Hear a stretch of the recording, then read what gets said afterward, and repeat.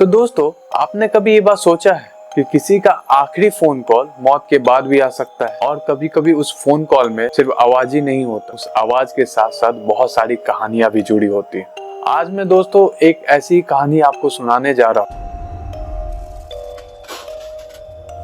एक 24 साल के लड़के की कहानी है ये। एक 24 साल का साधारण सा लड़का जिसका नाम आरव था। वो एक आईटी जॉब सेक्टर में काम करता था और वो शहर के एक छोटे से अपार्टमेंट में रहता था। उसकी जिंदगी में एक लड़की थी जिससे वो बेहद प्यार करता था। उसका नाम सिया था और सिया और आरव 4 साल से एक दूसरे के साथ थे, लेकिन 6 महीने पहले सिया की मौत हो गई। इसका कारण बहुत अजीब था, इसे एक्सप्लेन करना भी मुश्किल है। पोस्टमार्टम में कहा गया ये हार्ट स्ट्रोक के कारण हुआ है, पर किसी को भी ये बात समझ नहीं आई ऐसा हो कैसे सकता है। आरव आज भी उस कमरे को बंद रखता था।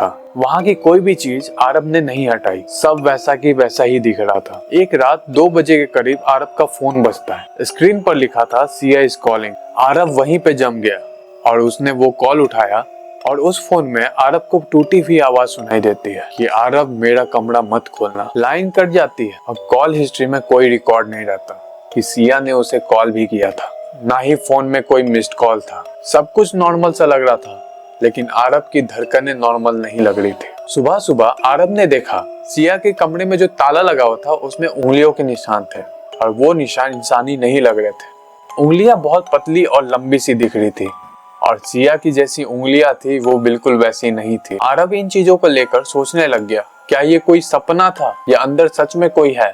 और उस रात आरव को नींद नहीं आई। ठीक 3 बजे रात को एक बार फिर से फोन बजता है और उसमें फिर से दिखाई देता है कि सिया इज कॉलिंग।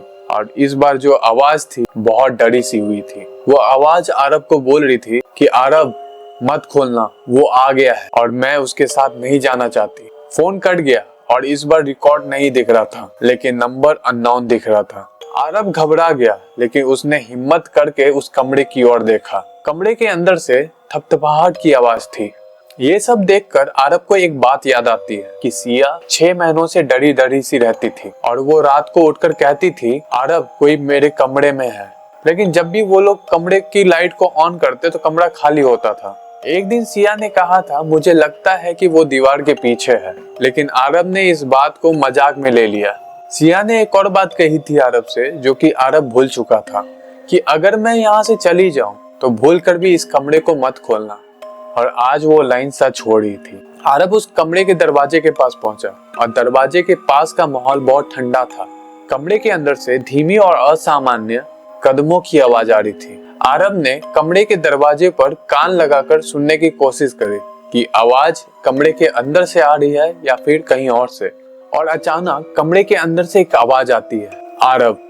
लेकिन ये आवाज सिया की नहीं थी, ये सिया की आवाज की नकल निकाल रही थी। और उसी समय आरव का एक और बार फोन बजता है। आरव ने उस कॉल को उठाया और उस कॉल में असली सिया की आवाज थी। कॉल पर सिया आरव को कहती है कि मैं रूम के अंदर नहीं हूँ, कोई मेरा भेष बनाकर वहाँ पे खड़ा है। आरव पूरी तरीके से शॉक हो गया था, वो कांपने लगा था और फोन कट जाता है। अचानक से दरवाजा अपने आप खुल गया और ताला भी अपने आप टूट गया और उस कमरे के अंदर अंधेरा बहुत ज्यादा था। और उस अंधेरे में एक खड़ी सी आकृति दिखाई दे रही थी, जैसे कि वहाँ पे कोई इंसान खड़ा है।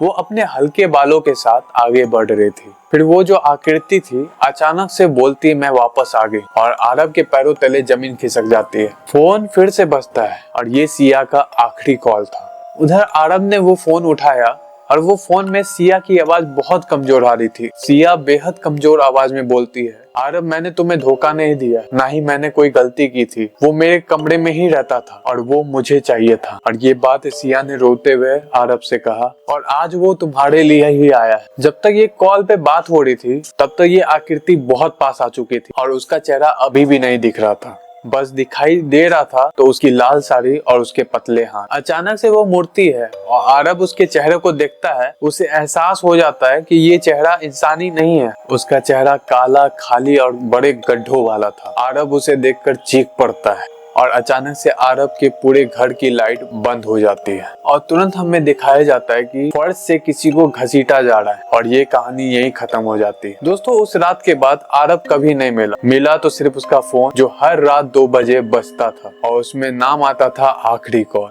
जो आज तक किसी ने उठाने की हिम्मत नहीं की। दोस्तों आज के लिए बस इतना ही। अगर वीडियो आपको पसंद आई है तो लाइक एंड सब्सक्राइब जरूर करना। मिलते हैं अगले नए वीडियो के साथ, तब तक के लिए अपना ख्याल रखना।